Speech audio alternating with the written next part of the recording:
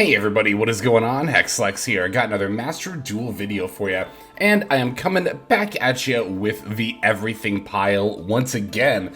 I had a lot of fun playing this deck last season, so I decided to bring it back for this one. And when I say bring it back, I do mean I brought back actually just the exact same build that I played last time, because I was going to rebuild it from scratch, but then I kind of thought about it and I was like, how many changes do I really want to make to the previous build?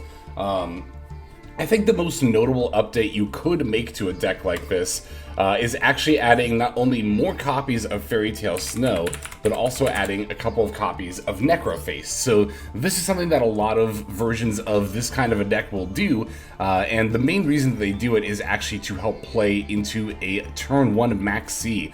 Because if you've got the 2 Necroface and then multiple Fairy Tale Snow, I would say at least 2, but probably 3 would be optimal for that kind of a build.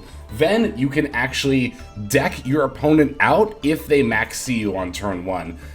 Which makes this deck a lot scarier going first in the Master Duel Best of 1 format, right? Because, you know, the idea is that if you get Max C'd again, you can just deck your opponent out. If all they have is like an Imperm, a Gamma, or an Ash Blossom, odds are one of those alone is not going to be enough to stop you. Sometimes it will be, but not always. Not often, rather. And then, of course, if they just don't have hand traps and you go off uninterrupted, well, then you just go off uninterrupted, right? So that kind of build does make turn 1 a lot more resilient in that regard.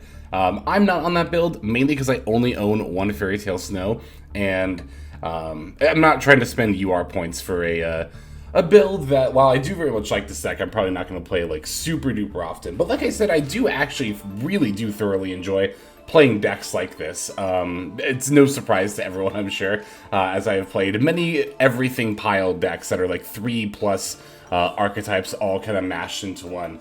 Last time I played this deck last season, there were some somewhat divisive comments in the comment section. I noticed that there were some people who were really not a fan of decks like this.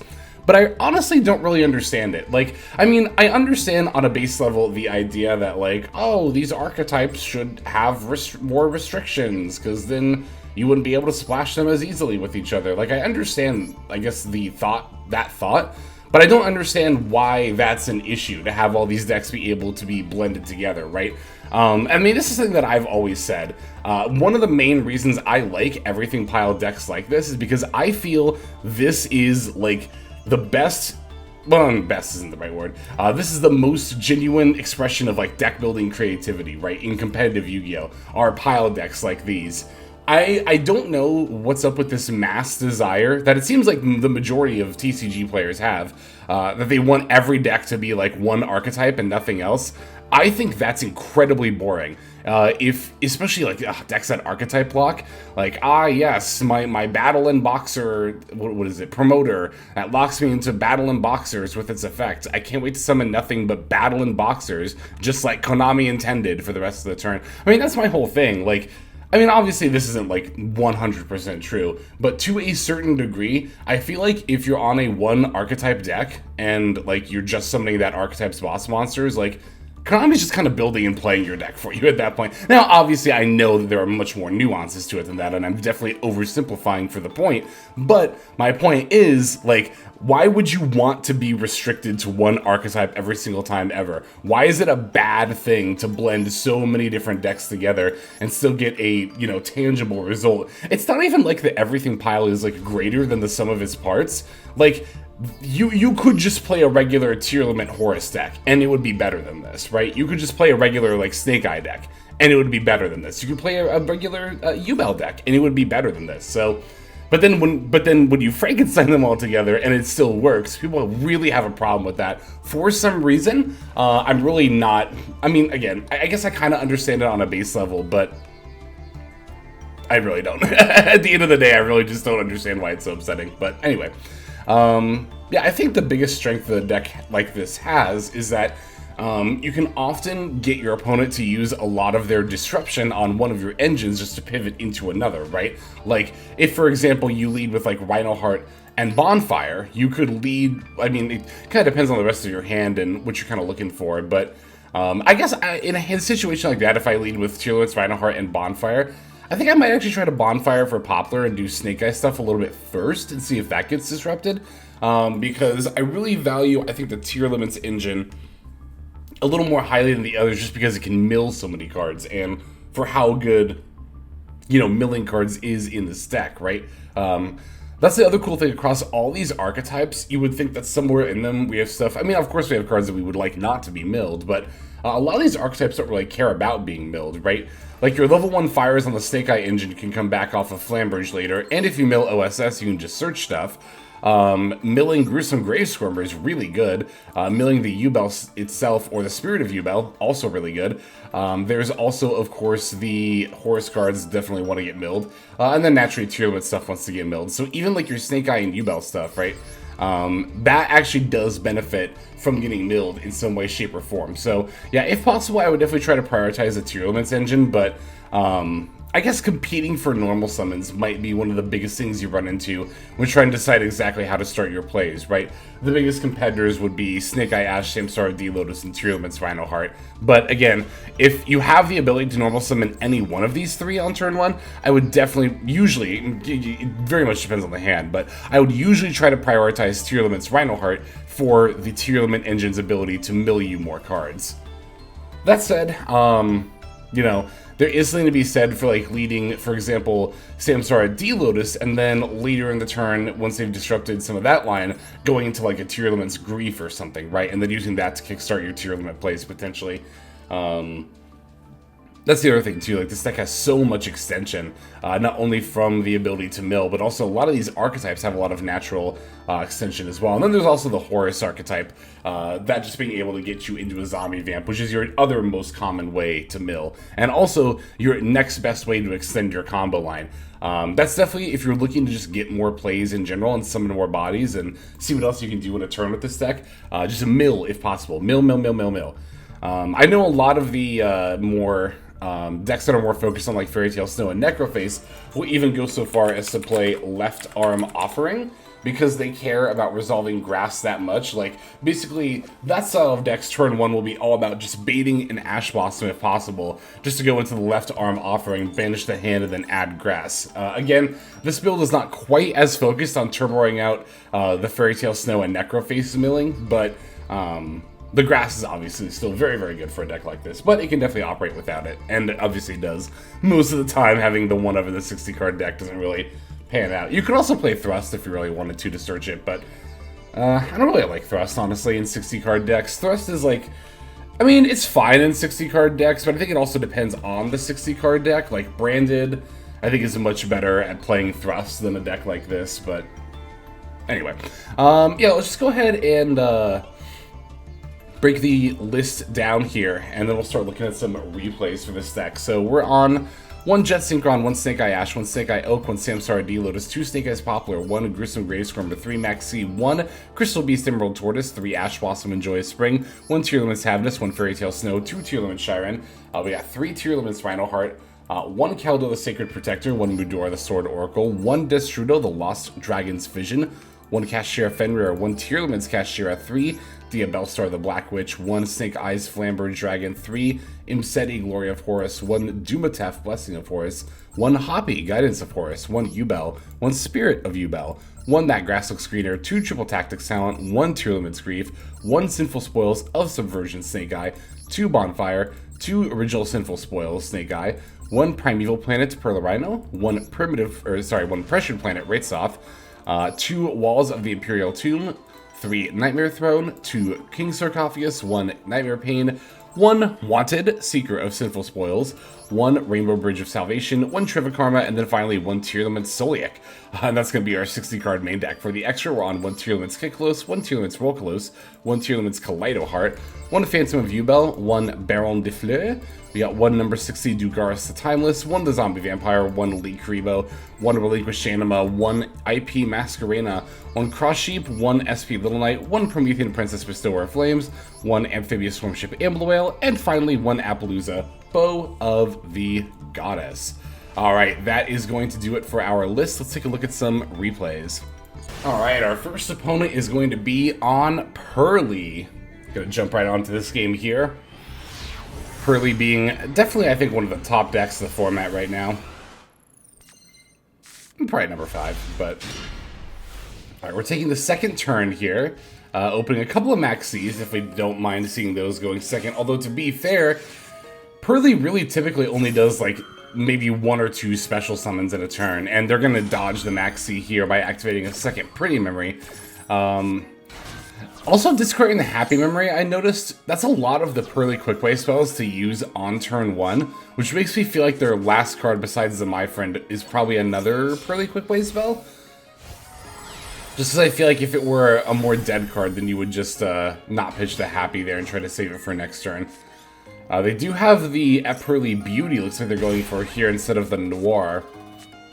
So maybe their last card actually is another Purrely spell. Because I feel like if it was, wouldn't you go for Sleepy Memory, and then Purrely Effect, and then activate your last Quick Play spell, attach, and set? Unless the card is already Purrely. Anyway. Looks like they are going to get a couple of draws. Actually, I remember how this game played out. This card is actually Purrely, which does explain why they went into the Beauty like this instead of, yeah, just going into the Purrely Noir. So, I'm going to Max C in response to Beauty F, mostly to try to just resolve it before they top deck the Ash Blossom, but it also gets them to chain the Purrely, which is going to make them miss out on a draw too. Oh, 78.9% win rate at time of appearance for X Purrely Noir. I feel like that's high. Alright, Tearlament's Rhino Heart coming down here, milling the Havness. Havness F.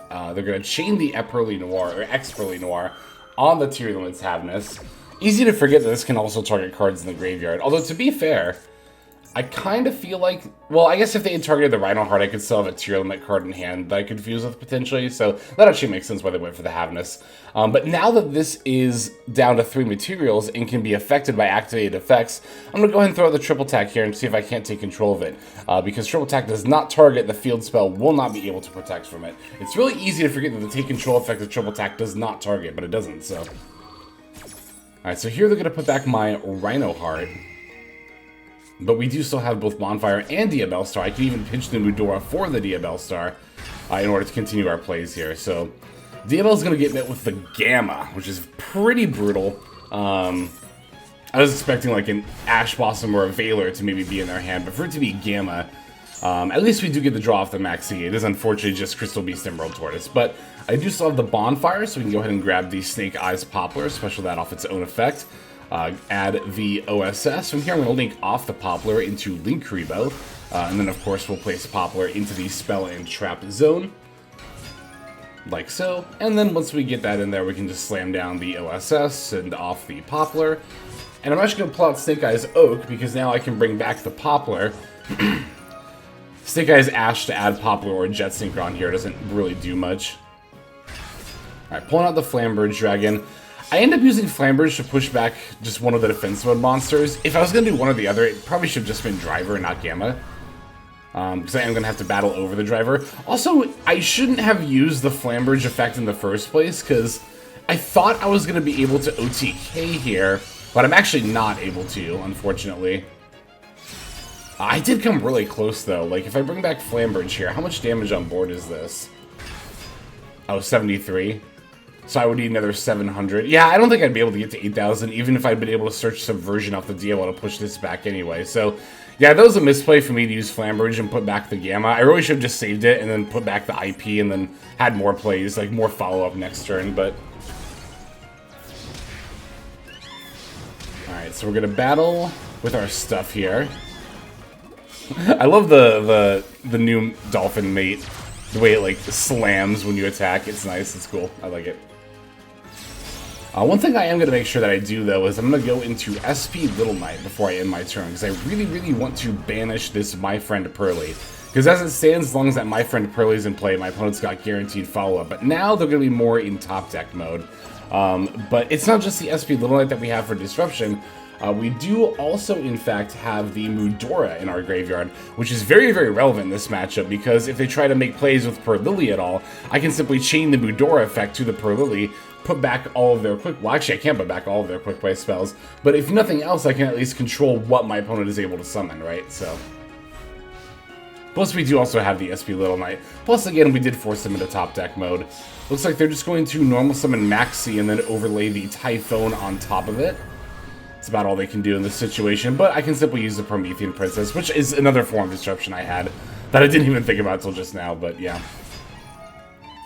And then that's going to get them to concede, as again, or not again, but as we all know, if the Typhon is summoned, even if it gets destroyed afterward, as long as the summon is resolved, they cannot summon any more monsters. So that's definitely all that they've got there. Pretty good stuff. I think that's a pretty good example of a going second game with this deck, and just kind of how games in this deck kind of play out in general. I know I said during the profile that you should like, oh, try to prioritize the tier limit engine, and then go for Snake Eye stuff. And here I started with normal Rhino and then did Snake Eye stuff, but also at the same time we were going second, and I thought that the Snake Eyes engine would be more likely to lend me to an OTK than the Tier Elements engine. Since we were going second, I was more focused on finishing the duel rather than just extending my plays as much as possible. So, but yeah, I think that's a pretty solid first game there. Let's go and see the next one. All right, so our next game is actually going to be against Synchron, which is a deck that I've been practicing ever since that video I put out last week. I did actually figure out a line, by the way. I adjusted my build and I figured out a line where you can do Excel into Speeder unaffected into the triple hand rep plus negates. But anyway, going second again, no hand traps this time. So opponent's going to Foolish the Performade Trick Clown, and then Synchro Overtake. And at this point I was like, wait, really? It's actually Synchron? That's cool. A little surprised my opponent's not on the Adventure engine at all, but because they could have made the unaffected Junk Speeder here, but luckily for them, we do not have the hand trap, any hand traps. Adding the Junk Converter off of the, what's it called, the Jet Synchron Search. Normal summon Junk Converter, sync it with the Revolution Synchron. Starting off with their Hyper Librarian before they go into plays, that makes sense. And they can bring back the Rev Synchron right away. Going straight into Stardust as well. This is a weird line, but you know, I thought about conceding, right? Because you know, Junk Speeder resolved, but at the same time, I was like, you know, one, I'm kind of learning this deck right now, so I want to see where they go with this. But two, I mean, you all know me. I've said this point many times. Like, I have stuff like Triple Tack and just a lot of gas in general, and I feel like, what's the point of playing stuff like that, especially board breakers, if you're not even going to try to go second, you know? So I decided to see, and plus this deck has so much that it can do. Excuse me. It has so much that it can do that, like, I feel like if any deck can push through a Synchron board, it's gotta be this one, right? So I decided to just go for it. I was like, I'm not gonna surrender. I, again, one, want to see what they're gonna do in general, but two, I'm definitely thinking that we have a pretty good shot of playing through their stuff here. So I was a little surprised here when they went straight into the Cosmic Blazar. Not even using Crimson Dragon to summon it, but they actually used a combination of Hyper Librarian, Jet Warrior, excuse me, sorry, take a sip of water here. And then also a Monadium Trisukta, which had adjusted its own level down to 2. But that's actually all they ended on, was 2 negates, the Baron de Fleur and the Blazar. And I was very pleasantly surprised by this. This is actually, I guess, kind of another reason why you shouldn't just concede if an opponent's going off. It's another thing that I've always said is, like, give your opponent the opportunity to misplay. And I don't know, I don't want to be too mean or anything, but I do think my opponent misplayed pretty hard here. Like, if you have an uninterrupted Junk Speeder and, like, you end on 2 Omni Negates plus an extra card in hand, it's like, you always could have done better. I feel like even within their own build, they could have probably done better as far as what they ended on here, but I mean, this hand also just has a ton of gas in it, too. Like, we have a ton of different things we can do. Gonna lead with the Rate South for the Fenrir. Opponent's going to Droll us. However, that's actually not going to be too much of an issue. I mean, yeah, Droll does hurt. It means I can't do Msetti stuff, which is why I pitched it for Shiren there. But I do still get to pop with the Nightmare Throne, even if I can't add, right?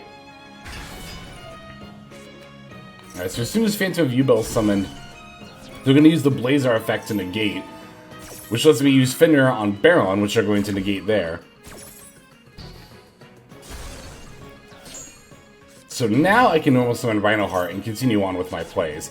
And this is a situation where, because I didn't have a direct line to an OTK, like a clear way to it, I do want to value the tier limit stuff a little bit higher to see if I can get some mills off, right? So, milling the tier cash for 2, now swapping it out with the kit close for another 8 total, 5 off the kit, 3 off the cash. Alright, we did mill Fairy Tale Snow and Chiron there, which is very, very good. And thankfully we actually did also mill enough tier names that I can just put back stuff all from the graveyard for Chiron to go into the Kaleidoheart here. Alright, Kaleidoheart F, I'm going to put back the Baron de Fleur. Gonna banish for the Fairy Tale Snow. And from here, I think actually lethal is going to be pretty easy to find, because now I can just overlay these two for Dugaris the Timeless. I have had actually people in the Discord server ask me what Dugaris is used for in tier limit. Most of the time, I actually do the first effect if I want more extension, right? Draw 2, discard 1. Also because the discard 1 is part of the effect, if you discard a tier limit fuser, it will actually proc off of Dugaris. But here, I'm going for actually the last effect of Dugaris, which is another very, very useful one of it, which is skip the battle phase of your next turn, but then double the attack of a monster you control for this turn. So we're just going to go ahead and use that on the Kaleidoheart, doubled up to 6k attack, and then now we have a clear path to lethal. Even if I needed to run over one more monster there, I could have still brought back the Fairy Tale Snow from my graveyard if I did need an extra attack. So there we go. That's another going second game that we won, and we even did that one through Droll and Lockbird. So the Synchro pile is definitely capable of a lot of stuff. Well, not even just through Droll and Lockbird, it was through 2 Omni Negates and a Droll and Lockbird, and we still just won that turn. So, yeah, don't underestimate the pile of the power of the pile, rather. Got one more game to show. We're gonna finish off with that one here. All right, so I'm actually not gonna spoil quite yet what our opponent's on, because it's gonna be part of the finale, let's say. But we're gonna head into our last duel for this video here. We do actually get to take the first turn on this one. And, I mean, a hand like this might not look super impressive. Like, it kind of just seems like a bunch of random cards, but it's actually a very, very good hand. I can lead with Fenrir for tier cash, and then, because I can Bonfire for the Poplar to go into my Snake Eyes package, I decided to use my normal summon for the D-Lotus here, because there wasn't really anything else I was going to use it for, right? So, I'm actually going to start off this game with Yubel plays. Go into Nightmare Pain, pop the Spirit, get the Gruesome Grave Squirmer, Spirit of Yubel, summon regular Yubel, Special the Gruesome Grave Squirmer. We don't play Terra Incarnate, so you don't pop the Yubel here. And then we go for the Cross Sheep. After that, we're going to, of course, summon Phantom of Yubel into Cross Sheep Zone. Bring back the Samsara D-Lotus. Now I'm going to Bonfire for the Poplar. We can special summon the Poplar. And, of course, we're going to add the original Sinful Spoils. And I'm actually going to link off Poplar, D-Lotus, and Cross Sheep here for 3 Material Appaloosa before we continue our plays. I mean, that's the other nice thing about this deck, too, is that you can naturally weave negates into your turn 1 combo line, so it actually makes a lot of your lines fairly resilient to hand traps, right? So, alright, using the Oak to bring back the Poplar and pull out the Flambridge here. Now we're going to link off Poplar and Flambridge for the IP Masquerena. And from here, we've pretty much successfully pivoted from Yubel plays into Snake Eye plays. Bringing back the Poplar and the Oak, linking off IP and Poplar for the Promethean Princess. From here, the Promethean Princess is going to, of course, bring back the Flambridge, who then Flambridge can put the IP into the Spell and Trap Zone. And then we'll round out by linking off the Oak and the Princess into our Amber Whale. Oh, and then we also get to, I think we make an SP here? No, we just... Oh no, I made Link Karibo, that's right. Link Karibo to help protect the Appaloosa in case they, like, you know, procced 1 negation and then battled into it, right? So, there's our turn 1 end board. And, I mean, as you can see here, we do have the Fenrir on the field that we opened with, but, like, let's just assume that Fenrir is not on the board. We just opened with tier cash. So, 2-card combo, Nightmare Throne plus Bonfire ends you on Appaloosa, Link Karibo, Swarmship and Blue Whale, Flambridge with the IP setup, and then also the Phantom of Yubel as well. So, a lot of potential for these archetypes to blend together, which, again, I think is super duper cool. I don't know, again, it's like, I just don't get it. It's like, yeah, I can understand to a degree, again, why somebody might be frustrated that this is possible. But again, this is not better than playing a regular Snake Eye variant or a regular U-Bell variant, but right? Like, yeah, I managed to be able to get this off here, but it's not like a guaranteed thing, especially in a 60-card deck, so. Alright, so our opponent's going to set 5 and then pass, and as soon as I saw this, I saw the set 5 with the fire sleeves, and I also saw the volcano board.